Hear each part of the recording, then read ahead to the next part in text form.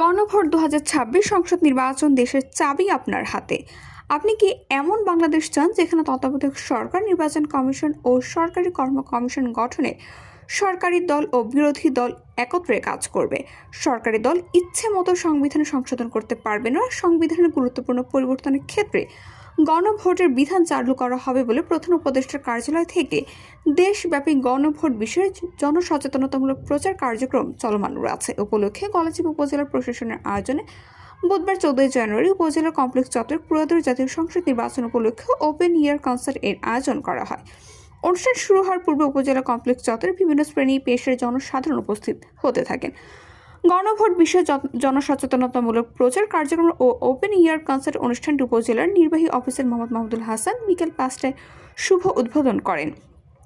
এ সময় সহকারী কমিশনার মোহাম্মদ সাইফুল ইসলাম, উপজেলার স্বাস্থ্য কর্মকর্তা doctor Mohammad Mezbah Uddin, officer in charge Mohammad Zillur Rahman, মৎস্য অফিসার মোহাম্মদ জহিরুন নবী, কৃষি অফিসার আরজু আক্তার এছাড়া বিভিন্ন প্রিন্ট ও ইলেকট্রনিক মিডিয়ার গণমাধ্যম বৃন্দরা উপস্থিত ছিলেন।